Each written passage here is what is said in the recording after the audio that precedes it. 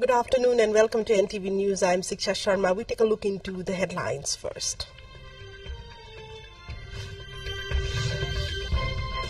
Winter session of the Federal Parliament beginning today. Government tabling numerous bills including transitional justice. Government to form an integrated procedure for post-Quake reconstruction. Local levels to be given prime responsibility for rebuilding. More than 100 people killed in a wildfire in Chile. Fears of rising death toll looms large as fire rages on. And US launches more strikes against Houthis in Yemen. Multiple armed groups in Iraq vow US military actions in its territory.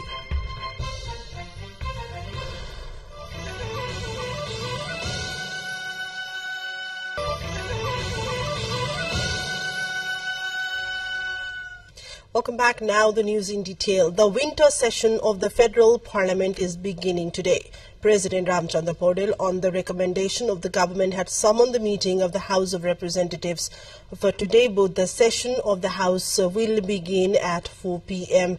There are currently 24 bills in the Federal Parliament for the upcoming session. Among them, 15 bills are being discussed in the respective parliamentary committees. This session of the Parliament will also see pre-budget discussion.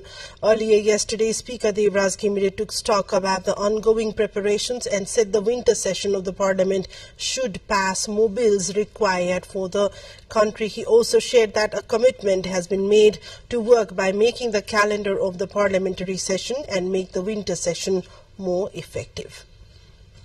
The deadline of the commission formed by the government to inquire about the unpleasant accident happened at Balkumari in Lalitpur district on January 1 has been extended by 15 days. According to the spokesperson at the Ministry of Home Affairs, Yekdev Adhikari, the commission has been given 15 days more to investigate into the case as it could not complete the investigation job in the given time of 30 days.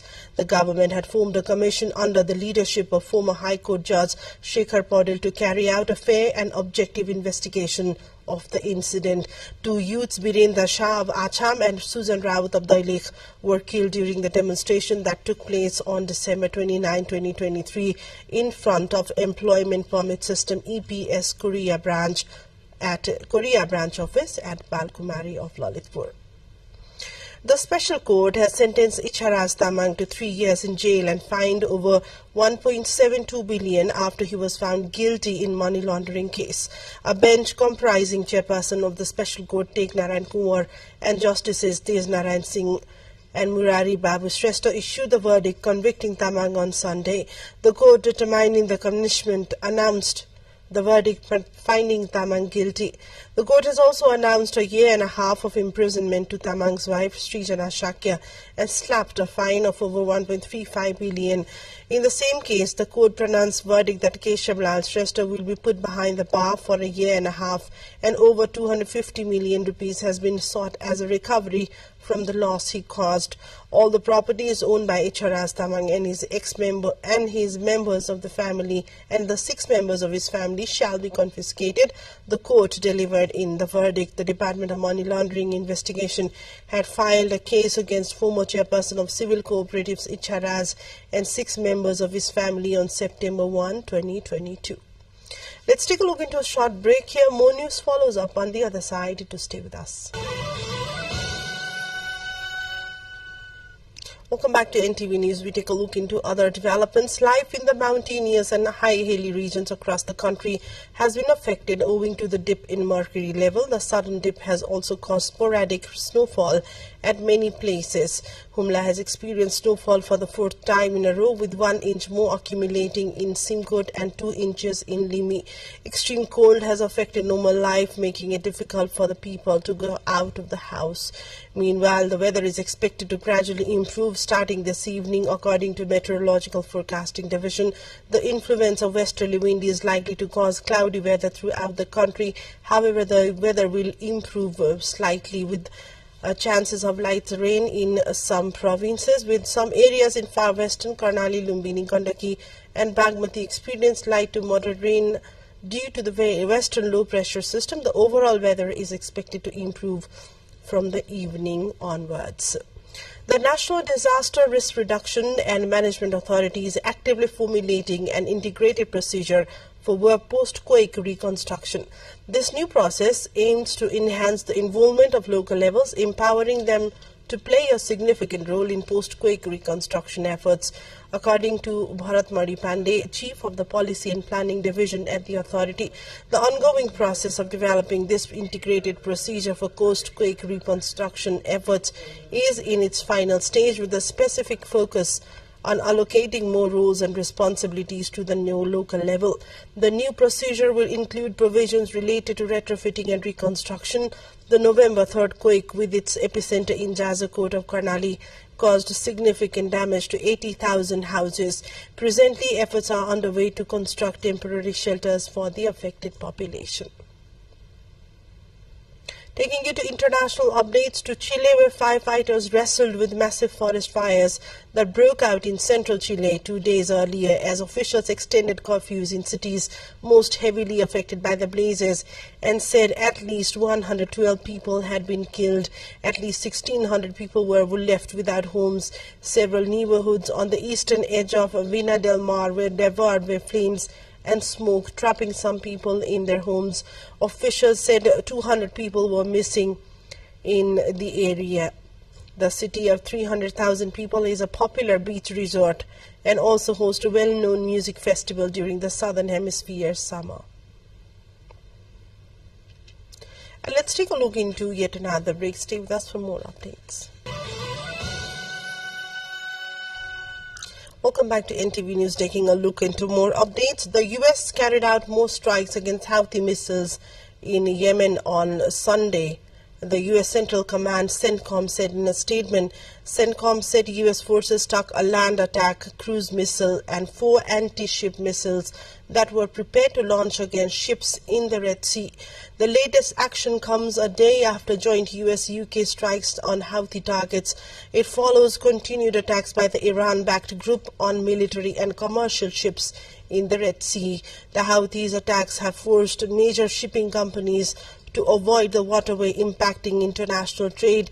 Egypt has said its revenue from the Suez Canal plunged by almost half in January, with the number of ships traveling through the key trades artery last month down by more than a third. Houthi officials struck a defiant tone in response to the U.S.-led strikes and vowed to respond.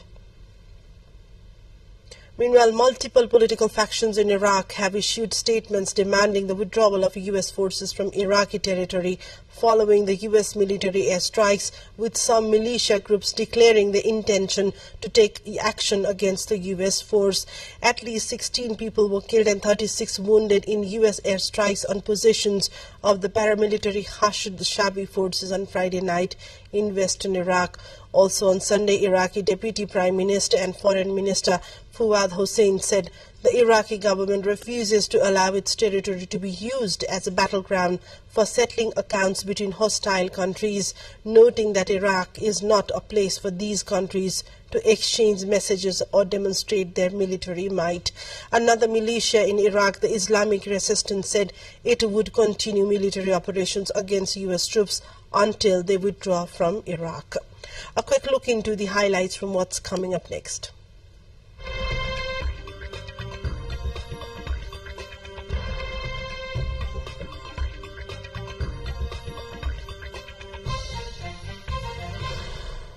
Protesting farmers demanding just prices and less red tape blocked the border between Belgium and the Netherlands on Friday, whilst their peers in France started lifting blockades countrywide after the government made further concessions. Farmers' protests have erupted in numerous European countries from France to Poland, exposing tensions over the impact on farming of the European Union's drive to fight climate change, rising cost and competition from abroad. The frustration came to a head in Brussels this week, where farmers threw eggs and stones at the European Parliament and set off fireworks as they demanded EU leaders at a summit nearby do more to help them. Time for sports update.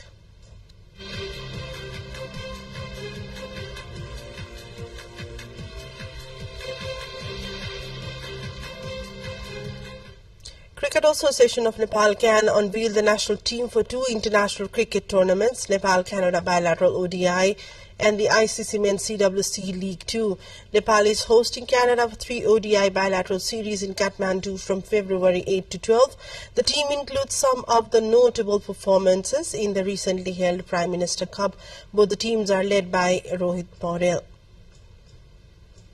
The ICC also announced another squad including the CAN also announced another squad including Rohit Paudel, Asif Sheikh, Kushal Bhurtel, Kushal Malla, Arif Sheikh, Pawan Sharaf, Prem Sharki, Arjun Saud, Dipendra Airi, Gulshan Jha, Sompal Kami, Karan Kesi, Lalit Rajbangsi, Surya Tamang and Risan Takal for the CWC League. The CWC League is scheduled to take place from February 15 to 25. And that was a wrap-up from the sports front. We take a look into what's in the headlines as a reminder of the top stories.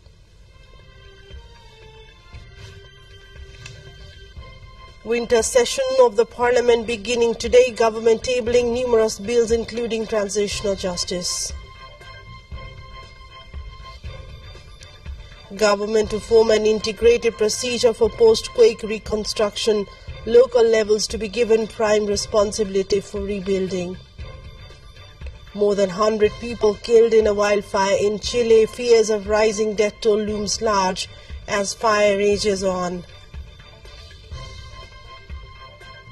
And US launches more strikes against Houthis in Yemen. Multiple armed groups in Iraq vow to US military actions in its territory. That's all for now. Thanks for watching. Have a great day ahead and namaste.